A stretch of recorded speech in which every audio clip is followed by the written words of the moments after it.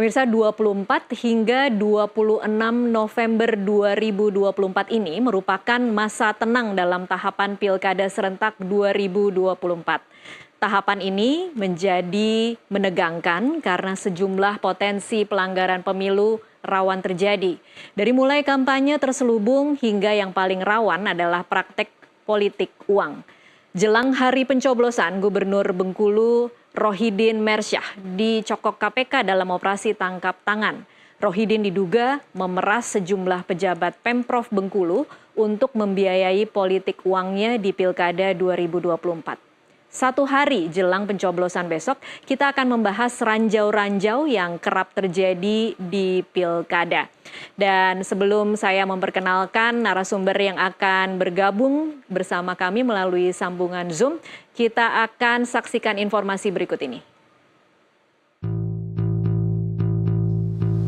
Dalam hal calon gubernur dan wakil gubernur terpilih tetap menjadi terdakwa pada saat pelantikan, yang bersangkutan tetap dilantik. Nah, dalam hal calon gubernur dan wakil gubernur terpilih tetap menjadi terpidana berdasarkan putusan pengadilan yang bersangkutan tetap pada saat pelantikan yang bersangkutan tetap dilantik atau wakil gubernur di saat juga diberhentikan sebagai gubernur dan wakil gubernur di ayat 8-nya kalau sudah terpidana. Namun yang ingin kami highlight, status hukum tersebut menjadi domain dari penegak hukum, ya, bukan di KPU.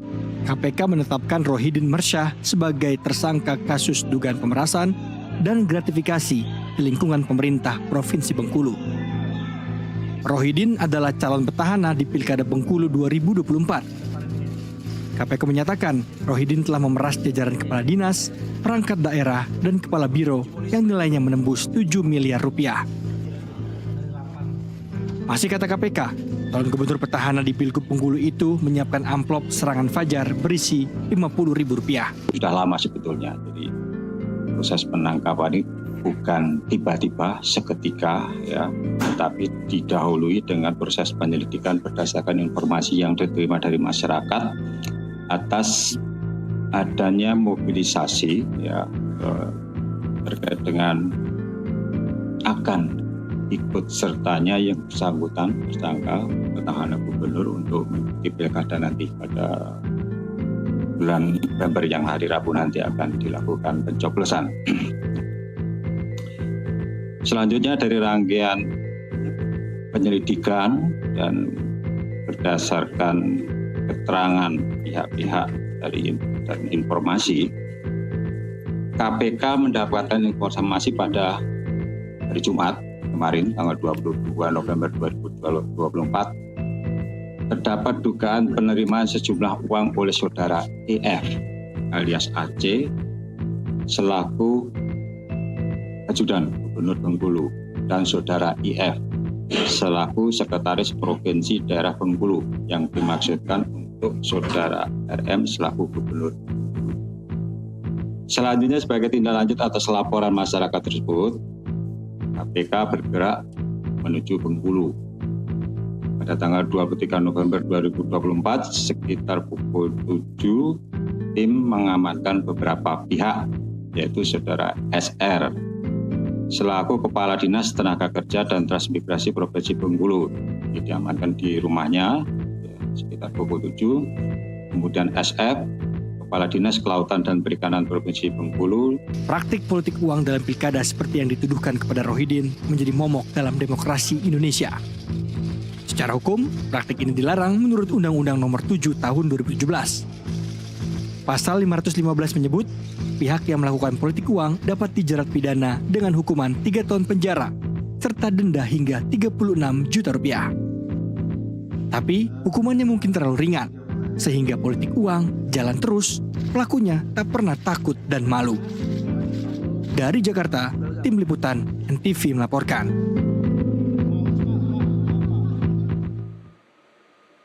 Ya, pemirsa, saat ini sudah bergabung bersama kami melalui sambungan Zoom peneliti Perludem M. Iqbal Holidin, dan nanti juga akan bergabung bersama kami analis politik UNAIR Erlangga Pribadi. Saya akan sapa dulu Mas Iqbal. Selamat sore Mas Iqbal. Halo, selamat sore Mbak. Iya, Mas Iqbal, kalau terkait politik uang, Data atau laporan apa yang sudah diterima oleh Perludem dalam masa-masa tenang jelang pencoblosan besok ini?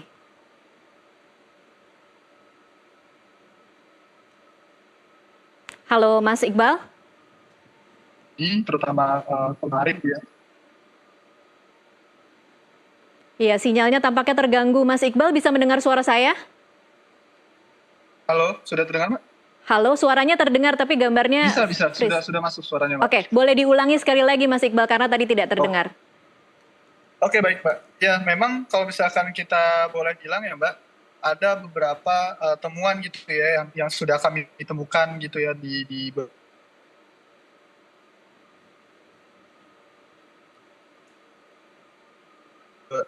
beberapa waktu belakang. Misal Dian Sendang Mulyo.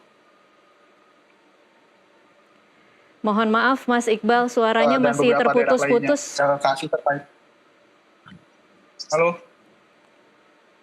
Iya, kita akan coba perbaiki sambungan audio Zoom kami dengan Iqbal Kholidin, peneliti Perludem. Kita akan break dulu sejenak, pemirsa tetaplah bersama NTV Prime, kami akan kembali sesaat lagi.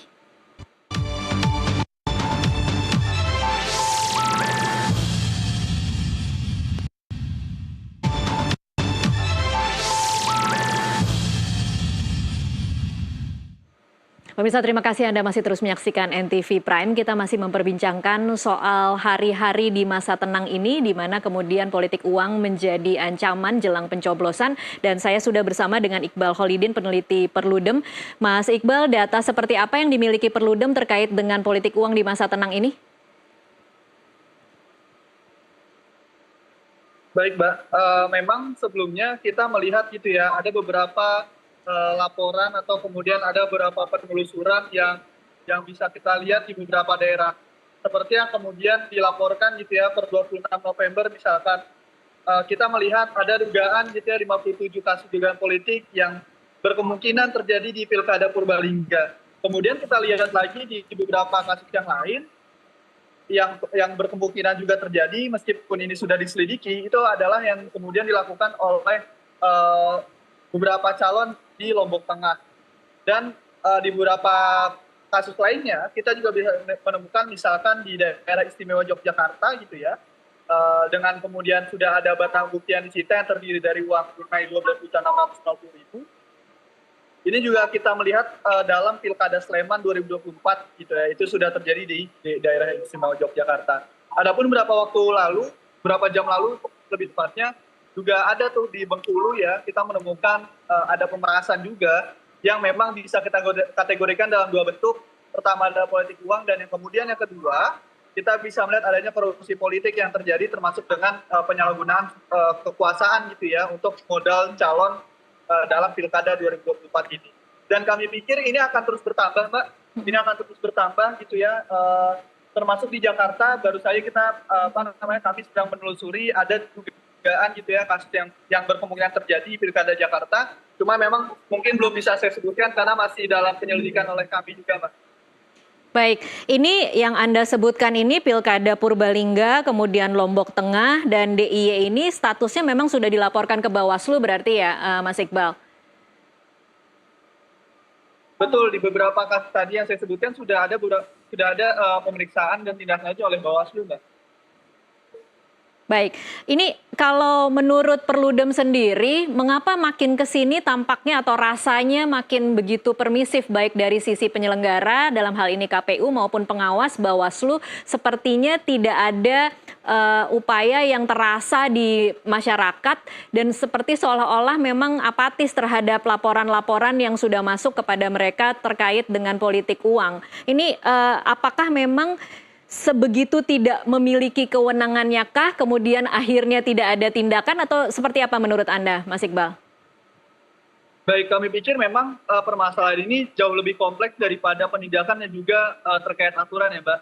Namun melainkan masalah politik uang itu merupakan sebuah kompleksitas yang berangkat dari berbagai masalah seperti sosial politik gitu ya, norma etika masyarakat, kemudian banyaknya kekurangan dalam aturan yang berlaku gitu ya, baik di undang-undang pemilu maupun undang-undang pilkada yang dijadikan celah kosong yang kemudian dimanfaatkan oleh beberapa aktor untuk melakukan tindakan politik uang, serta memang karena saking banyaknya kasus menimbulkan juga lambatnya penanganan serta penindakan yang dilakukan oleh penyelenggara termasuk pengawas. Artinya ini menjadi satu konsekuensi besar gitu ya Mbak, yang bisa kita lihat salah satu indikatornya misal dari 2006 sampai 2024 gitu ya, kalau kita lihat risetnya Pak Burhanuddin tadi, kita bisa melihat bahwa ada peningkatan yang sangat tinggi gitu ya, penerimaan publik terhadap praktik pembelian suara atau vote buying yang terjadi. Yang artinya selain itu kita juga bisa lihat nih, dari penerimaan yang tinggi ini juga menimbulkan apa? Menimbulkan efektivitas daripada jual beli suara itu juga meningkat gitu ya, yang menunjukkan bahwa ada semakin tinggi jumlah uang yang ditawarkan oleh seorang calon gitu ya untuk kemudian mampu memenangkan pemilihan. Artinya penerimaan masyarakat yang tinggi ini kemudian disertai ya banyaknya celah kosong dalam undang-undang, termasuk juga dengan saking banyaknya kasus kemudian menimbulkan penyelenggara dan pengawas sulit menyelesaikan hal tersebut. Ini menimbulkan satu kompleksitas besar Mbak, yang memang kami pikir tidak hanya sekadar terkait masalah aturan belakang. Baik, jadi memang kalau kemudian kita mau cermati satu persatu, Mas Iqbal, ini kan juga dari sisi sistem hukum pemilunya kan memang kemudian banyak orang yang menilai sistem pelaporannya tuh agak rumit ya, ketika harus melapor ke Bawaslu dulu, kemudian harus dialihkan ke Gakumdu, dari Gakumdu kemudian baru bisa dilaporkan kepada polisi. Nah, menurut Anda sebenarnya catatan dari kelemahan ini tuh harusnya pembenahannya seperti apa, Mas Iqbal? Kami pikir yang paling pertama pembenahan berkaitan ini ya, bagaimana mekanisme pembuktian di persidangan itu yang mungkin kami pikir penting sekali untuk dilihat. Yang kedua, memang ada beberapa aturan yang belum jelas diterangkan undang-undang. Sebagai contoh misalkan pasar murah bansos gitu ya.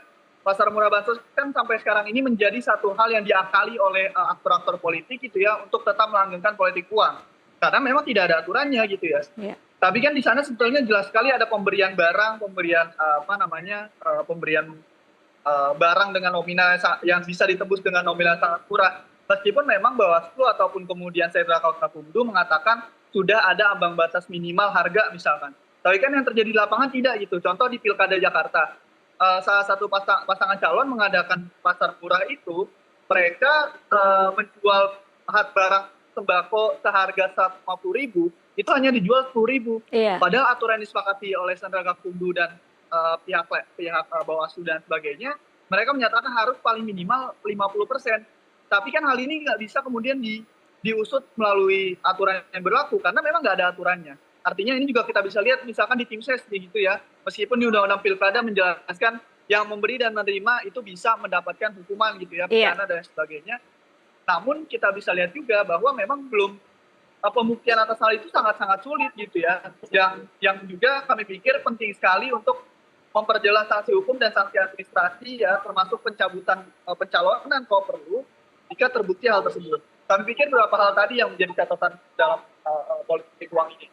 Baik, iya dari sisi sanksi memang sebenarnya seperti yang Anda tadi katakan sudah ada ya minimal penjara 36 bulan, kemudian maksimal 72 bulan, dendanya minimal 200 juta, maksimal 1 miliar, tetapi dan ini juga berlaku untuk dua subjek hukum baik pemberi maupun penerima. Tetapi tampaknya memang yang terjadi di lapangan tidak ada yang takut untuk memberi dan tidak ada yang takut juga untuk menerima.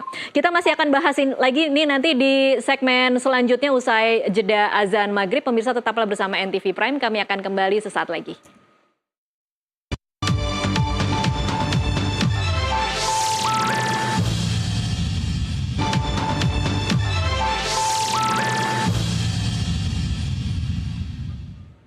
Ya pemirsa, terima kasih Anda masih menyaksikan NTV Prime. Kita masih membahas politik uang jelang pencoblosan atau Pilkada Serentak 2024 yang akan diselenggarakan esok. Kita masih bersama dengan peneliti Perludem Iqbal Kholidin. Mas Iqbal, kalau kita kemudian belajar dari kasus Bengkulu, ada seorang petahana yang tertangkap tangan oleh KPK dengan uang 7 miliar dari dalam bentuk rupiah, dolar Amerika Serikat dan juga dolar Singapura, dan dikatakan ini adalah uang yang untuk dibagi-bagi kepada tim ses dan dibagi ke kelompok masyarakat. Jangan-jangan di daerah lain juga terjadi seperti ini tetapi tidak ditangkap. Menurut Anda bagaimana Mas Iqbal? Sangat mungkin ya Mbak, untuk kita bisa menemukan gitu ya di berbagai daerah lain, terutama di daerah-daerah yang mungkin tidak terlalu tersorot gitu ya pemilihannya. Namun yang pasti adalah tindakan-tindakan tersebut gitu ya, acap kali memang tidak ada yang mengadukan atau kemudian melaporkan secara terang gitu ya Mbak.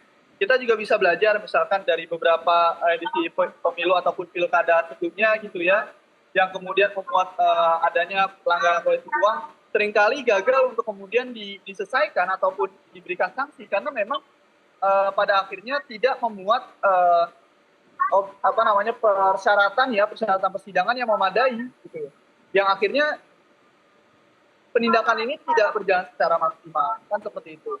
Namun kalau misalnya kita lihat dengan bagaimana kebutuhan tinggi ya pada politik uang yang tinggi ya, politik uang yang mahal gitu ya, yang sekarang terjadi, sangat memungkinkan sekali gitu ya untuk terjadi berbagai tindakan-tindakan tersebut. Baik, Mas Iqbal, ini kalau petahana saja yang kalau menurut logika masyarakat awam seharusnya kan mungkin lebih mudah ketika melakukan pencalonan kedua kalinya.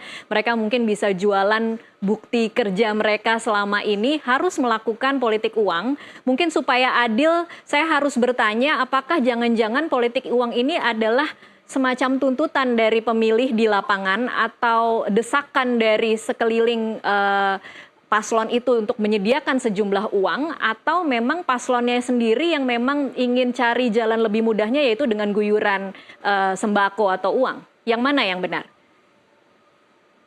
Sebetulnya dua hipotesis itu Mbak, itu saling berkelindan gitu ya.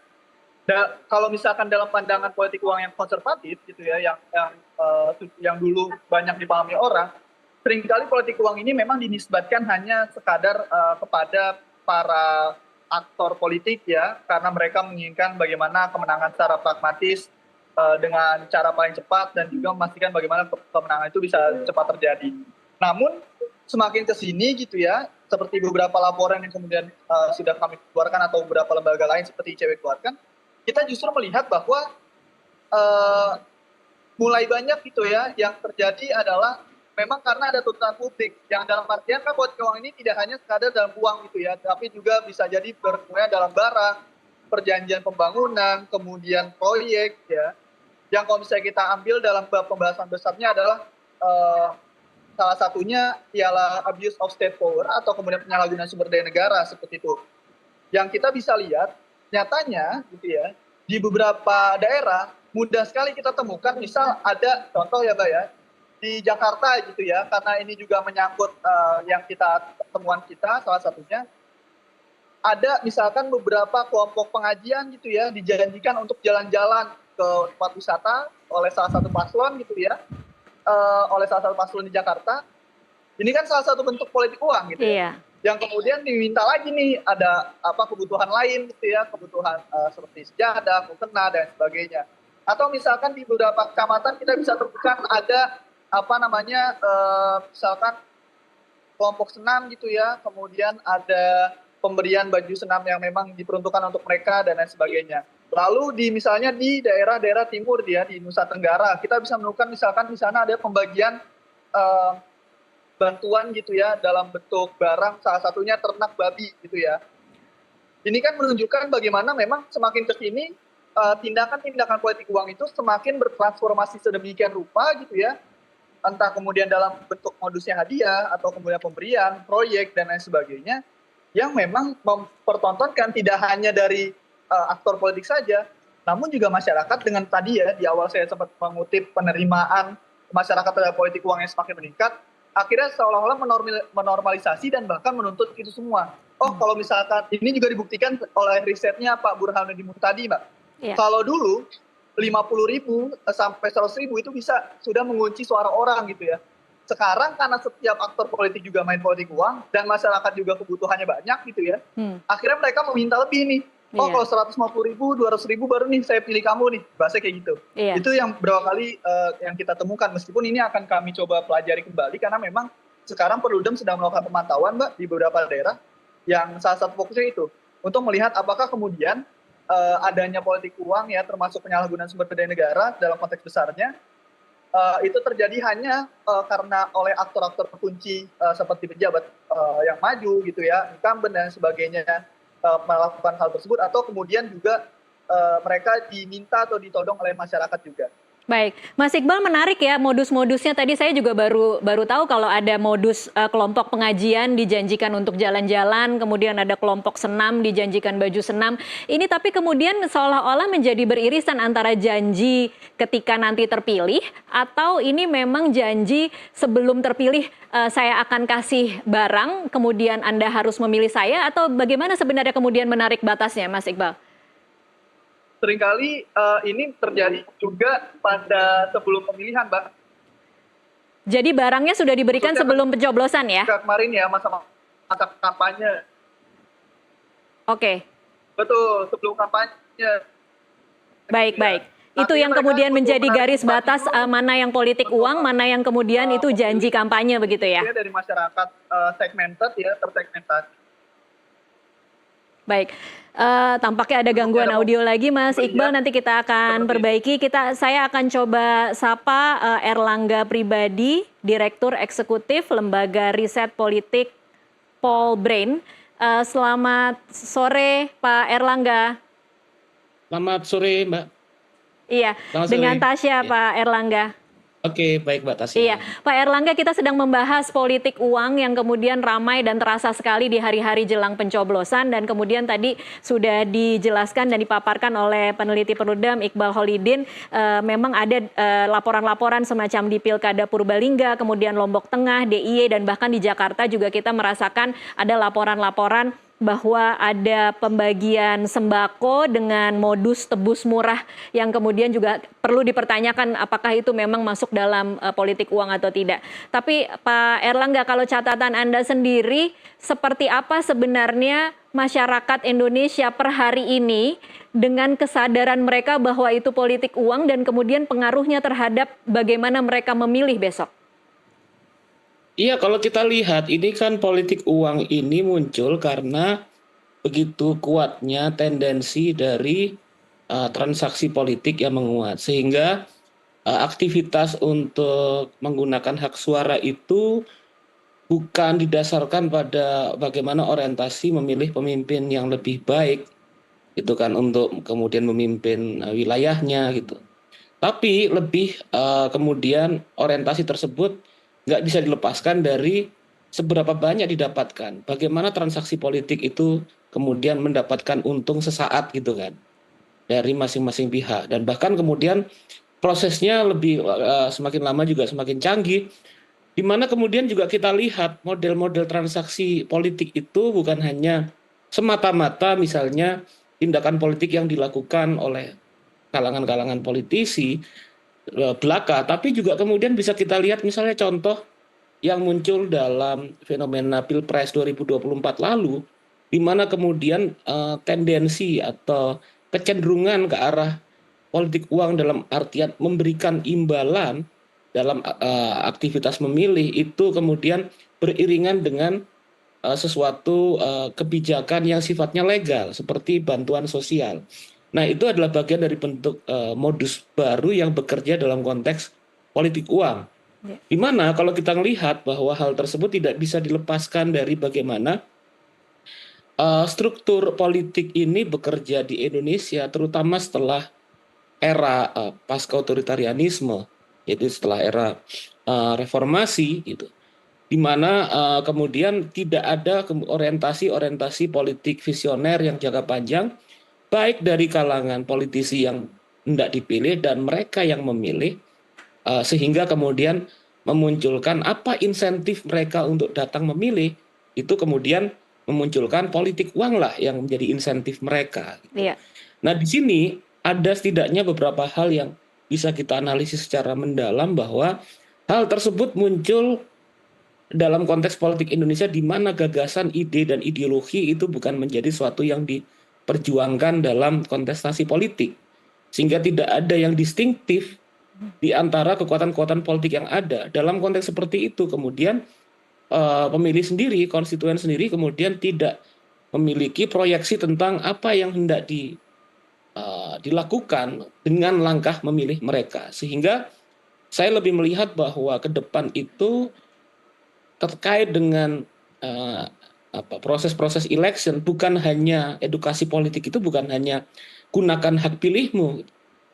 Karena kemudian gunakan hak pilihmu itu juga kerap kali menjadi sandra dari aktivitas-aktivitas tindakan money politik. Baik. Tapi yang lebih penting itu juga adalah memilih berdasarkan pada reason, pada nalar gitu kan. Di mana gunakan hak pilih itu dan seiring dengan gunakan akal sehat kita untuk memilih.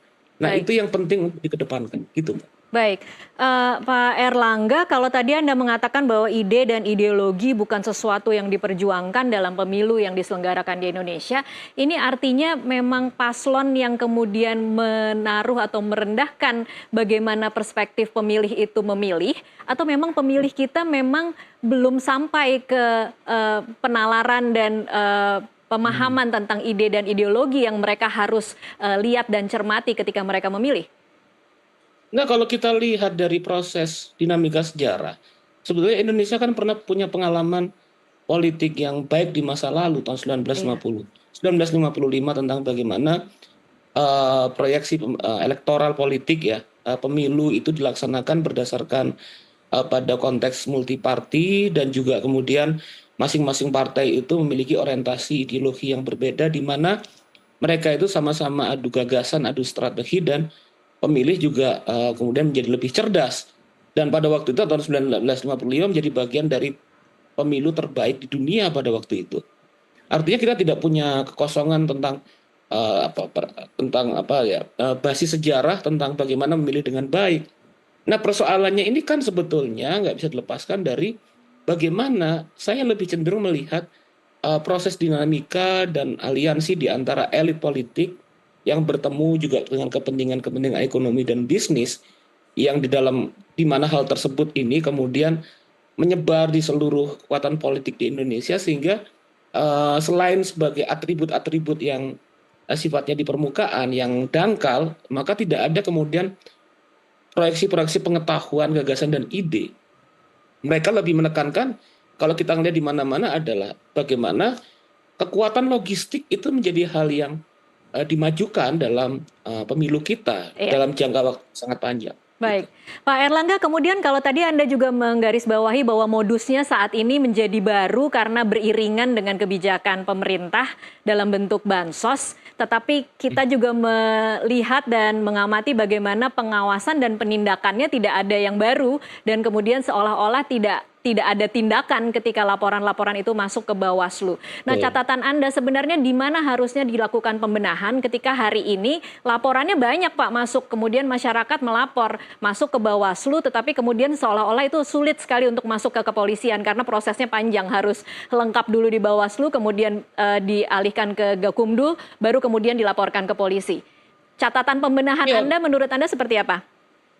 Jadi gini, kita berangkat dari apa yang sebenarnya sudah diutarakan oleh salah satu hakim MK, yaitu Pak Saldi Isra ya, waktu mengutarakan dissenting opinion terkait dengan Pilpres 2024, yang dimana beliau juga menekankan tentang bahwa momentum terkait dengan pemberian bansos yang dilakukan pada waktu yang hampir bersamaan dengan penyelenggaraan Pilpres, ini kemudian menjadi bagian di mana kemungkinan cukup luas menggunakan instrumen-instrumen kebijakan negara seperti bantuan sosial untuk kepentingan election. Nah, di sini kemudian menurut saya bahwa yang dicederai itu adalah kemudian pemilu yang mendasar, jadi pemilu yang fair dan jujur gitu kan, yang jujur dan adil itu kemudian yang tercederai di situ. Gitu. Dan bagi saya ini merupakan hal yang serius kalau kita mencoba masuk lagi ke dalam hal yang sifatnya fundamental, yang sifatnya filosofis. Karena begini, dasar dari negara kita ini Pancasila, sila keempat. Kerakyatan yang dipimpin oleh hikmah kebijaksanaan dalam permusyawaratan perwakilan. Proses politik dalam partisipasi masyarakat yang namanya kerakyatan itu dipimpin hikmah kebijaksanaan. Hikmah kebijaksanaan tidak akan bisa muncul untuk mempengaruhi proses politik ketika yang muncul adalah intimidasi atau politik uang. Maka kemudian yang dalam realitasnya Sila keempat kita menjadi kerakyatan yang dipimpin oleh manipulasi dan intimidasi. Disitulah kemudian bahwa ini adalah problem yang sangat yang sangat fundamental, di mana dimensi demokrasi kita, bukan hanya demokrasi kita, cita-cita bernegara kita dihancurkan. Iya. Gitu. Nah, inilah di mana salah satu ya praktis ya, kalau kemudian langkah praktis awal ya meskipun tidak memadai, maka harus ada batasan bahwa misalnya pemberian bansos itu diberikan tidak pada saat yang dekat dengan momen-momen pemilihan. Dan itu harus diatur berarti ya Pak Erlangga? Diatur, ada regulasinya. Sehingga di situ bahwa yang juga menjadi bagian dari problem kita selama ini terkait dengan problem oligarki. Baik. Di mana oligarki itu kan mereka bermain, melakukan pembajakan terhadap tadi yang Mas dari Perludem bilang sumber daya negara, resource terhadap sumber daya negara, gitu kan. Baik. Nah inilah pentingnya kemudian memperhatikan soal ini. Oke, baik. Kita masih akan lanjutkan lagi perbincangan ini. Saya nanti juga akan kembali lagi ke Mas Iqbal untuk mengingatkan lagi mengapa penting bagi kita untuk membasmi politik uang dan mengapa politik uang ini begitu merusak kehidupan demokrasi di Indonesia. Kita akan lanjutkan usai jeda. Pemirsa tetaplah bersama NTV Prime.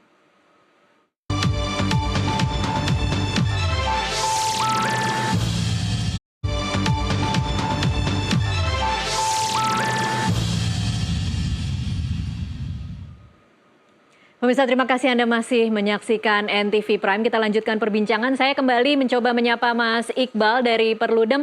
Mas Iqbal, ini mungkin pertanyaan yang berkali-kali ya, tetapi kemudian kan ada pemahaman di masyarakat bahwa ketika politik uang itu terjadi ya tidak apa-apa, diambil saja uangnya, dipilih sesuai dengan apa yang Anda pilih ya, sesuai dengan hati, tidak perlu mengikuti dengan apa yang diperintahkan oleh pemberi. Nah, mengapa kemudian kita harus terus-menerus mengingatkan publik bahwa politik uang ini merusak dan politik uang ini harus dihilangkan dalam praktek demokrasi kita?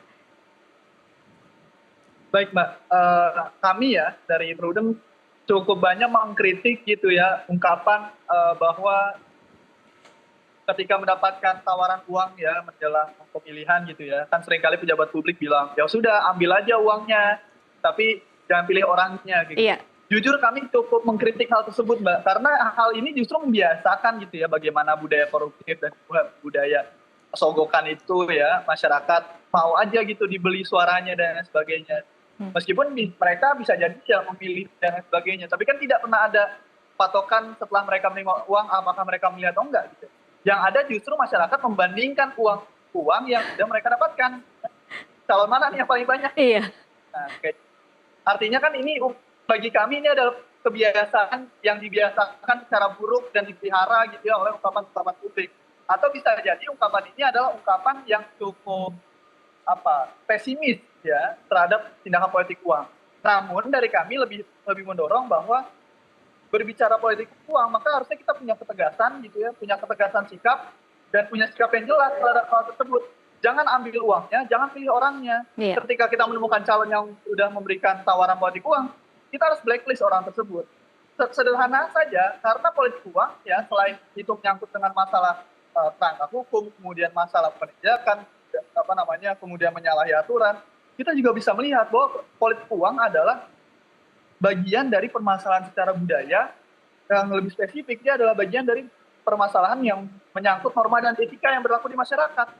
Ketika masyarakat itu sudah membiasakan norma dan etika yang salah ini, maka jangan kaget gitu ya ketika besok atau lusa kita akan menemukan bagaimana peningkatan penerimaan masyarakat terhadap politik uang itu akan semakin tinggi lagi dan lagi. Iya. Gitu ya.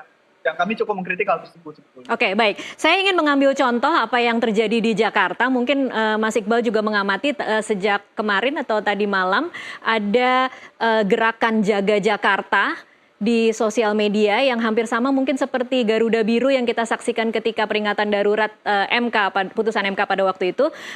Ini upaya warga Jakarta untuk menolak politik uang. Jadi ada perintah untuk memvideokan wajah pelaku, disebutkan lokasi kejadian, kemudian waktu kejadian, hari, jam, dan tanggal. Ini tampaknya untuk memenuhi kriteria Bawaslu ketika melapor ya. Kemudian ada hotline centernya dan ada hadiah 3 juta rupiah untuk siapapun yang bisa melaporkan dengan format seperti ini. Menurut Anda efektif tidak cara-cara seperti ini?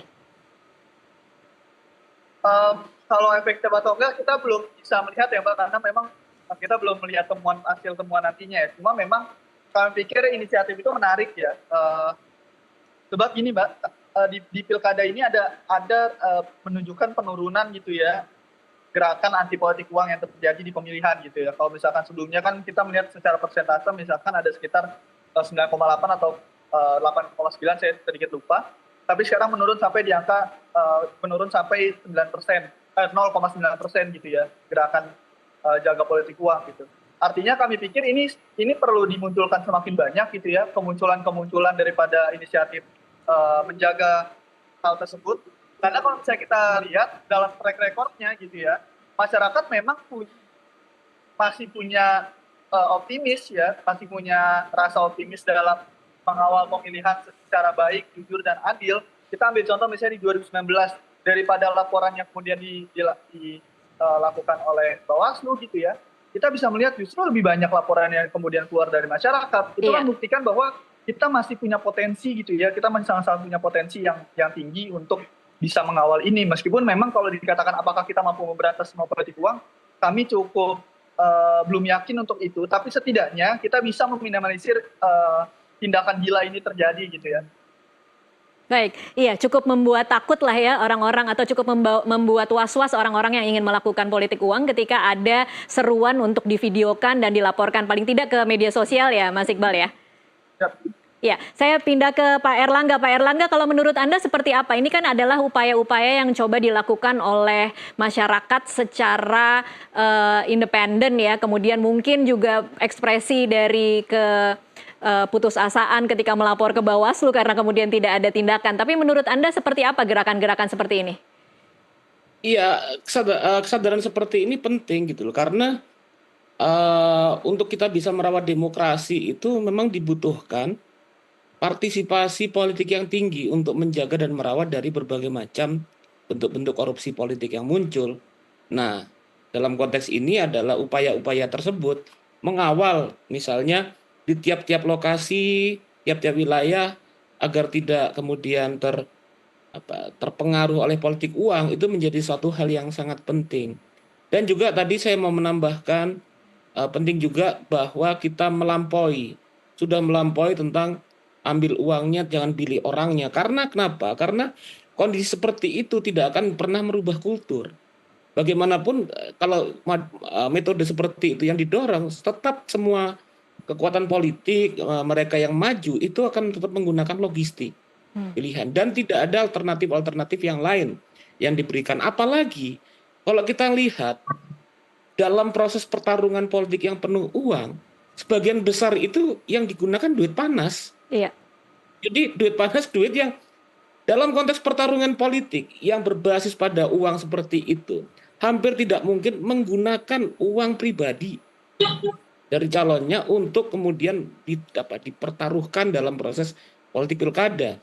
Maka yang mungkin adalah menggunakan uang yang berasal dari sumber daya negara atau uang yang kemudian digunakan sebagai alat transaksi politik penguasa-pengusaha gitu. Nah, disitulah kenapa upaya untuk melawan politik uang itu juga harus dibendung mulai dari hulu sampai hilir. Yang tadi itu kan hilir kan berarti kan. Untuk penyebaran yang hulunya juga harus dibendung gitu. Nah, di sini saya pikir bahwa saat ini rakyat Indonesia sudah juga pelan-pelan itu mengalami kemuakan terhadap kondisi yang ada gitu. Dalam artian mulai dari kayak misalnya sambutan dari rakyat misalnya kalangan muda yang pada awal ketika terkait sebelum keputusan MK itu kan muncul dengan antusias. Itu kan sebetulnya bentuk dari protes dari masyarakat bahwa ini tatanan politik kita yang berbasis republik dan demokrasi ini jangan dirubah jadi kerajaan gitu loh. Dan pelan-pelan kesadaran itu mulai muncul. Gitu kan. Mulai dari itu sampai kemudian saat ini misalnya pilkada. Saya pikir dorongan-dorongan seperti ini harus diperkuat gitu kan. Baik. Karena sebetulnya gimana? Pak Erlangga, kalau kemudian kita sedikit menyinggung tadi karena saya sudah tanyakan ini ke Mas Iqbal, tapi belajar dari apa yang terjadi di Bengkulu Pak Erlangga, bagaimana seorang gubernur petahana kemudian tertangkap tangan, ada uang 7 miliar yang kemudian itu dikatakan akan dibagi kepada tim ses dan kepada kelompok masyarakat tertentu. Ini kalau Anda mengamatinya, memang kalau tadi Anda mau mengatakan ini dari hulu sampai hilir ya, apakah memang sebagai seorang petahana kita bisa juga melihat bahwa ada desakan bahwa dia harus menyediakan uang sebesar itu ketika ingin menang? Ya itu kan akibat dari proses yang berjalan reguler. Ketika kemudian alat untuk memenangkan dalam pemilu misalnya itu hanya uang, maka mereka kemudian jajaran uang.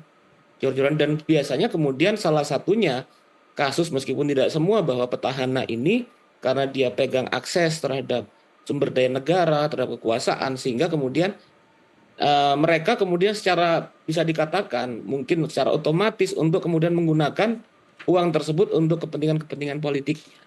Nah, inilah yang kemudian juga harus didorong, dikritik gitu, di mana kemudian bahwa saya pikir politik kewargaan itu masih memiliki harapan di tengah pelemahan-pelemahan demokrasi ini untuk berusaha mengembalikan arah demokrasi.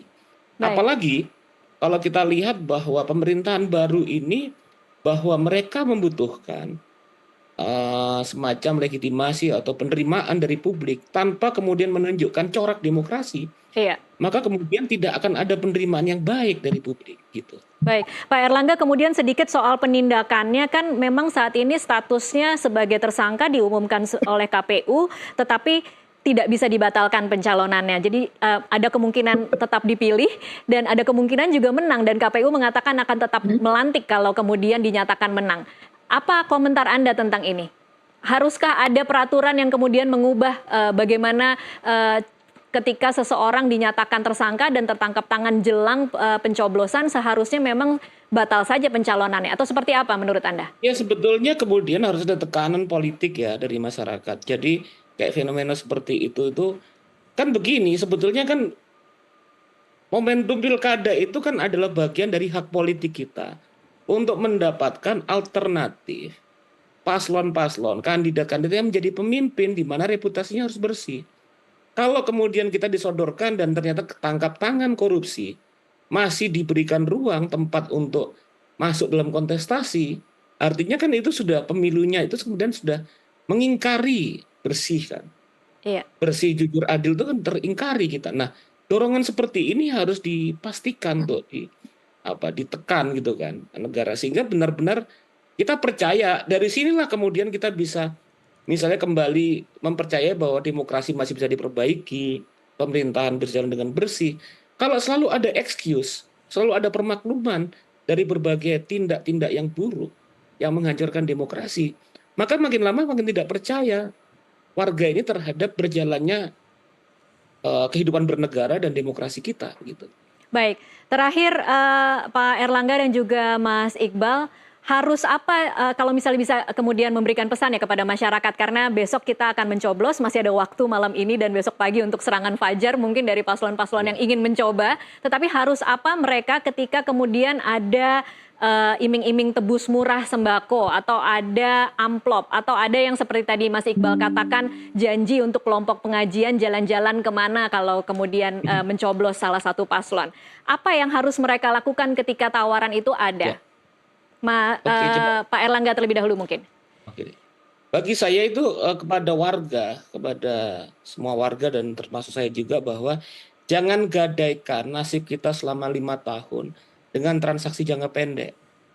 Duit uang itu 100.000 sampai 500.000 itu selesai habis dalam jangka waktu nggak lebih dari seminggu.